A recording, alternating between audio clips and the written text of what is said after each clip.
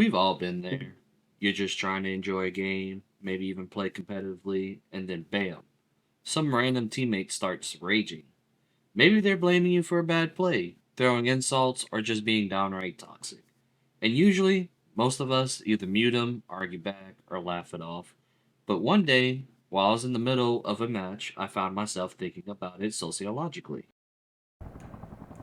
Got anybody in the house?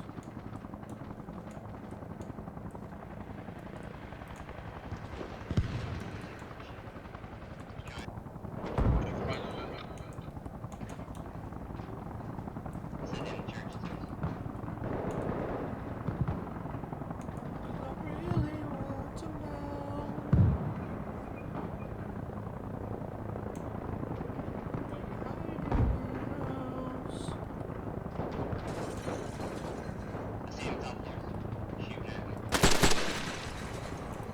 Got what? Oh, and it got me.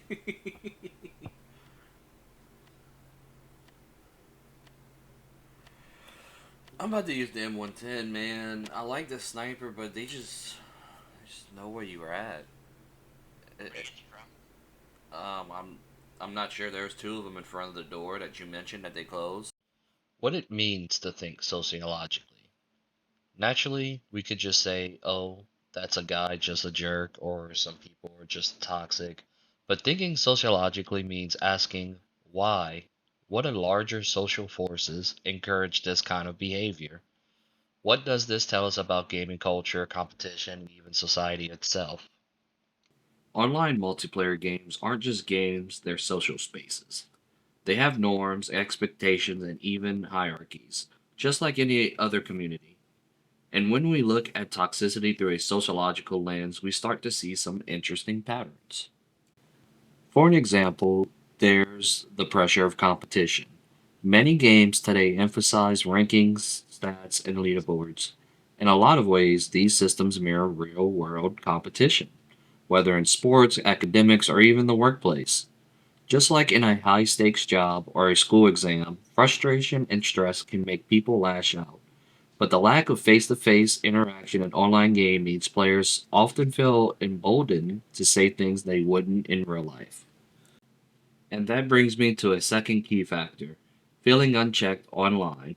When people play games behind a screen, they don't have to see the real time reactions of others. This makes it easier to say things they wouldn't say in person. Without immediate consequences, some players feel more comfortable being rude, aggressive, or even downright cruel. Then there's the issue of culture. Online gaming communities develop their own norms over time. In some games, trash talk is just part of the experience, but in others, toxicity can spiral into a full blown hostility where bullying and harassment become expected. In some ways, it's like hazing rituals in certain social groups.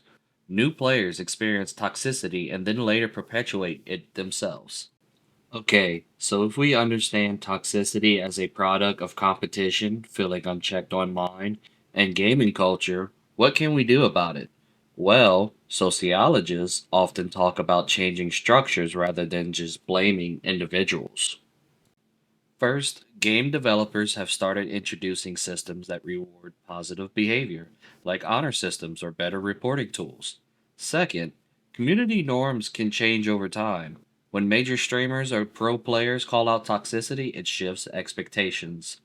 And thirdly, on an individual level, recognizing these social patterns can help us respond differently, whether that means refusing to engage in toxic behavior or encouraging a better gaming environment.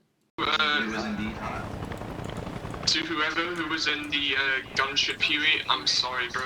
I'm maxed out. I'm in the repairing right now, repair station. Oh, right, okay. Yeah, sorry about that. No, I was able to grab the helicopter after Good.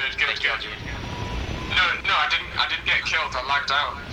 We're like a giant convoy of mopeds and cars. Shouldn't have started talking. That'd be sick if we could get everyone on the same page.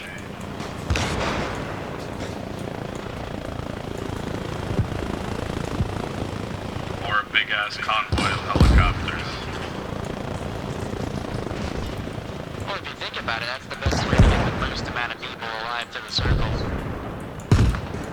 much. Everybody buy their own heli. Nah, fuck that, bro. What is this game? This map shit.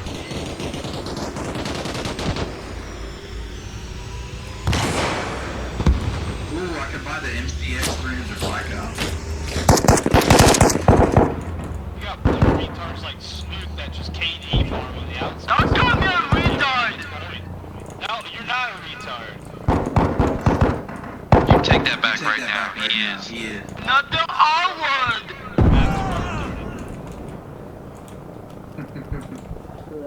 Start getting shot at.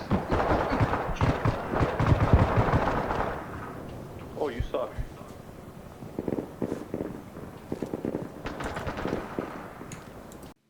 Next time you find yourself in a toxic match, take a second to think about it sociologically. What's really going on?